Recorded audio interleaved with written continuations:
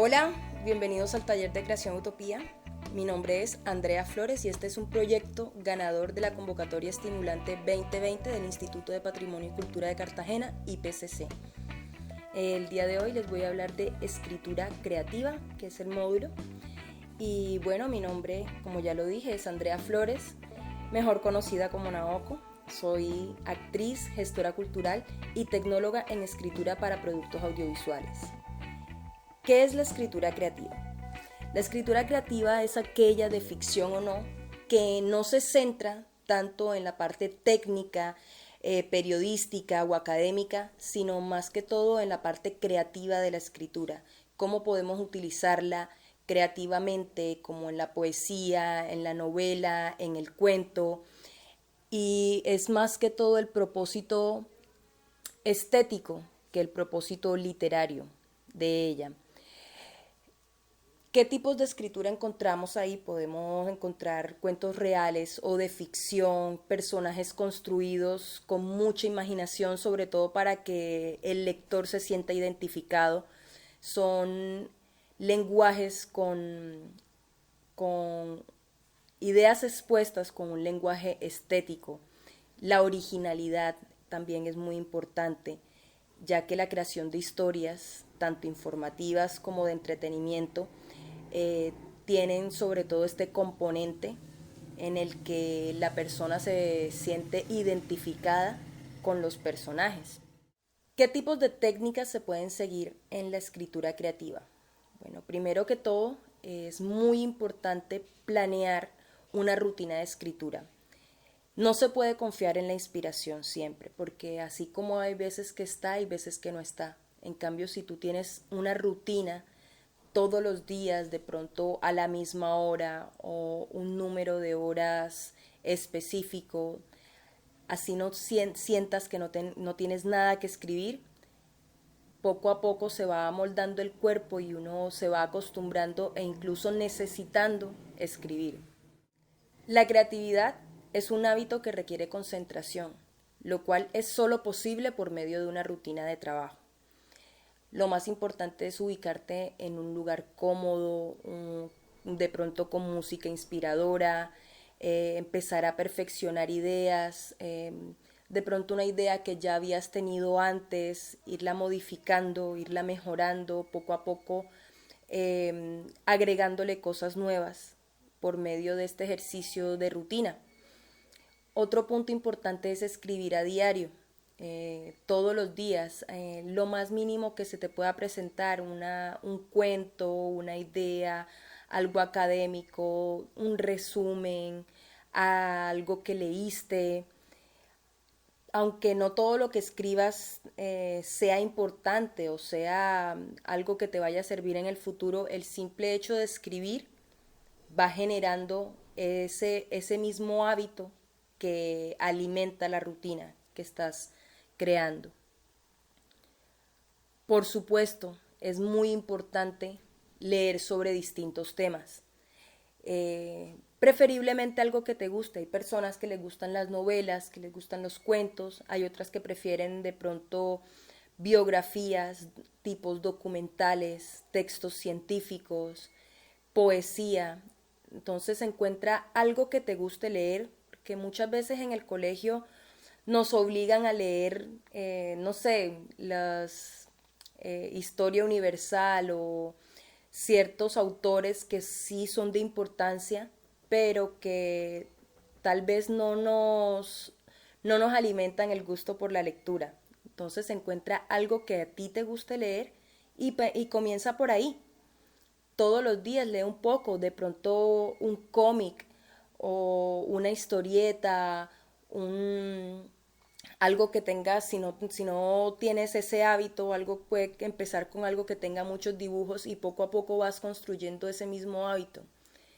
Escribe todas las ideas que se te vengan a la cabeza, desde la más pequeña, preferiblemente ten siempre a la mano un bloc de notas, un cuaderno o el mismo celular en donde vas anotando algo que se te ocurre, el cielo, un cuento, algo que escuchaste en el bus, una historia que te pareció graciosa y todo eso va alimentando la historia que tal vez en un futuro quieras construir. Es importante estructurar las ideas antes de escribirlas.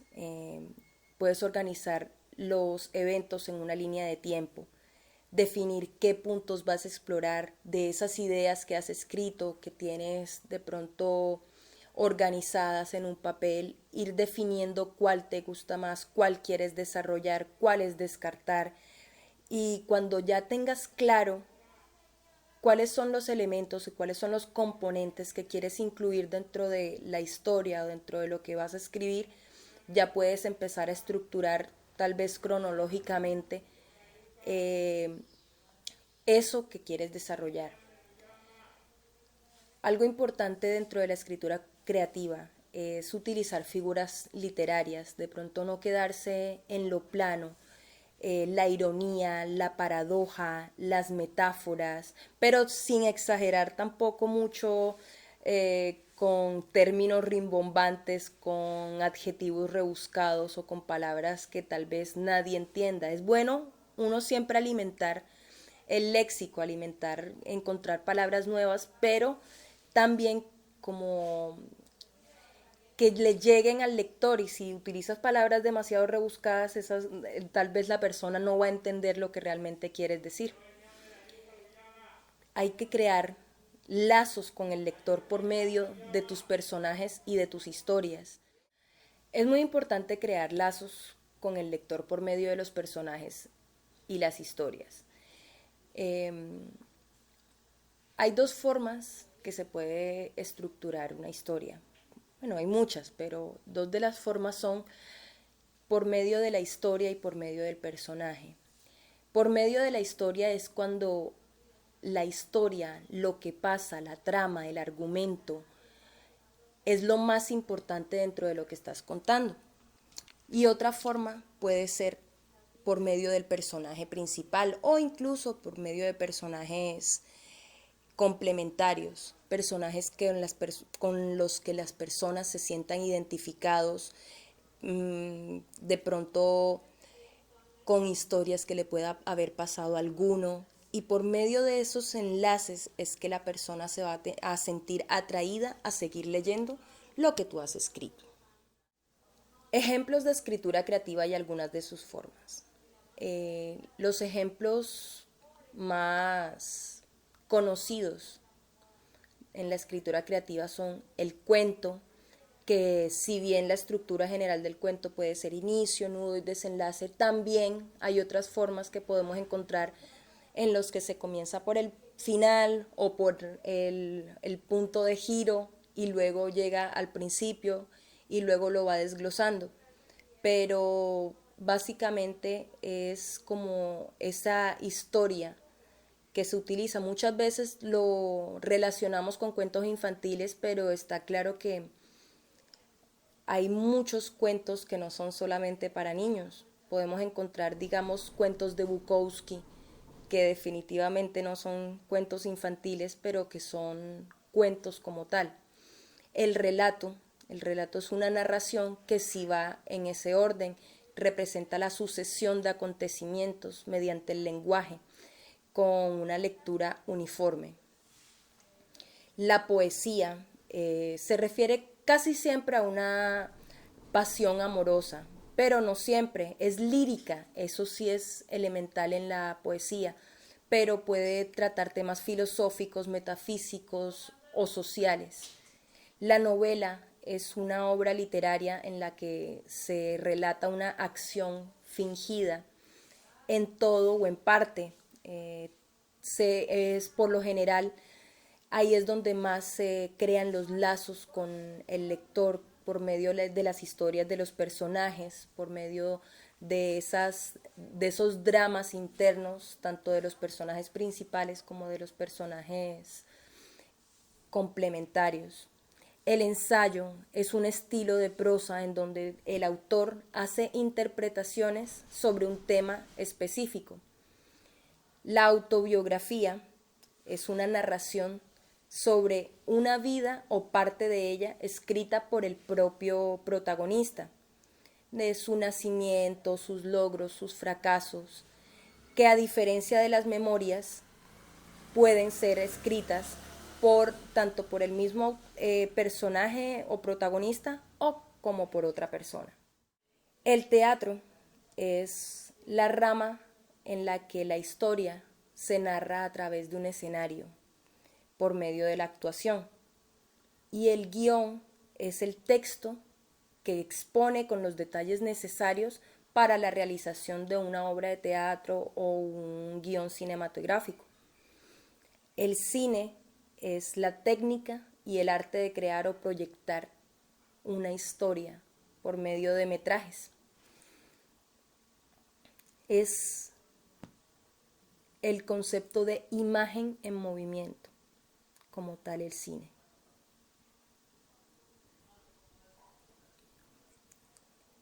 Una parte muy importante en la escritura creativa es la ortografía y la gramática, ya que ella es la que estructura y de la que depende el entendimiento preciso de lo que el autor quiere dar a entender. Cuando uno está exponiendo una idea, cuando uno habla, tiene cierta entonación, cuando uno va a realizar una pregunta, cuando uno quiere hacer énfasis en algo, y queda claro, la mayoría de veces, para la persona que lo está escuchando lo que quiere decir. En cambio, en la parte escrita es más difícil encontrar todos esos tonos, y para eso precisamente es que es la gramática y la ortografía. La ortografía es más que todo los signos de puntuación, las reglas y convenciones que rigen el sistema habitual establecido para un lenguaje estándar.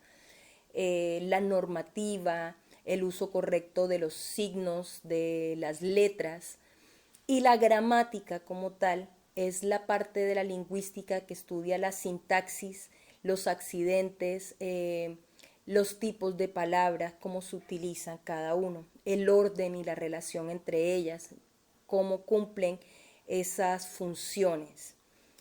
En este momento les voy a leer un ejemplo de la importancia de los signos de puntuación. Se llama un testamento. Un testamento. Esta historia demuestra la gran importancia de los signos de puntuación, que pueden cambiar totalmente el significado de un texto. Se cuenta que un señor, por ignorancia o malicia, dejó al morir el siguiente testamento sin signos de puntuación. Dejo mis bienes a mi sobrino Juan, no a mi hermano Luis, tampoco jamás se pagará la cuenta al sastre, nunca de ningún modo, para los jesuitas todo lo dicho es mi deseo. ¿Cómo interpretar este confuso testamento? El juez encargado de resolver reunió a los posibles herederos, es decir, al sobrino Juan, al hermano Luis, al sastre y a los jesuitas. Les entregó una copia del confuso testamento para que le ayudaran a resolver el dilema. Al día siguiente, cada heredero aportó al juez una copia del testamento con signos de puntuación. Juan, el sobrino, dijo así: dejo mis bienes a mi sobrino Juan, no a mi hermano Luis. Tampoco, jamás se pagará la cuenta al sastre. Nunca, de ningún modo, para los jesuitas. Todo lo dicho es mi deseo. Luis el hermano lo interpretó así: ¿dejo mis bienes a mi sobrino Juan? No, a mi hermano Luis. Tampoco, jamás se pagará la cuenta al sastre. Nunca, de ningún modo, para los jesuitas. Todo lo dicho es mi deseo. El sastre: ¿dejo mis bienes a mi sobrino Juan? No, a mi hermano Luis. Tampoco, jamás se pagará la cuenta al sastre. Nunca, de ningún modo, para los jesuitas. Todo lo dicho es mi deseo. Los jesuitas lo interpretaron así: ¿dejo mis bienes a mi sobrino Juan? No, a mi hermano Luis. Tampoco, jamás se pagará la cuenta al sastre. Nunca, de ningún modo, para los jesuitas todo lo dicho es mi deseo. El juez todavía pudo añadir otra interpretación: ¿dejo mis bienes a mi sobrino Juan? No, a mi hermano Luis. Tampoco, jamás se pagará la cuenta al sastre. Nunca, de ningún modo, para los jesuitas. Todo lo dicho es mi deseo. Así que el señor juez, ante la imposibilidad de nombrar heredero, tomó la siguiente decisión: por lo que no resultando herederos para esta herencia, yo, el juez, me incauto de ella el nombre del Estado y sin más que tratar queda terminado el asunto. Este es un ejemplo claro de la importancia de los signos de puntuación. Cómo se puede interpretar un mismo texto de tantas maneras diferentes. Así como esto podemos encontrar muchos otros textos.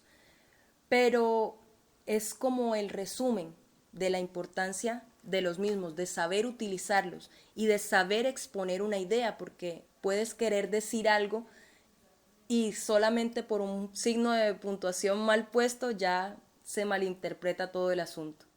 Por último, quisiera recomendarles la lectura de un libro que se llama Poética, de Aristóteles, en el que se habla sobre las artes, sobre la creación, sobre la mímesis y el arte. En la primera parte asistimos a una exposición de las artes del momento y las características de cada una de ellas. Y dice: todas las artes vienen a ser en conjunto imitaciones, pero se diferencian entre sí por tres cosas: por imitar con medios diversos, o por imitar con objetos diversos, o por imitarlos diversamente. La forma en la que se emplea la mímesis es mediante el lenguaje, el ritmo y la armonía. Es decir, en el caso de la danza, el ritmo que se usa tiene el objetivo de imitar pasiones, sentimientos, personalidades, etc. La literatura es, según Aristóteles, el arte que imita la realidad mediante el lenguaje.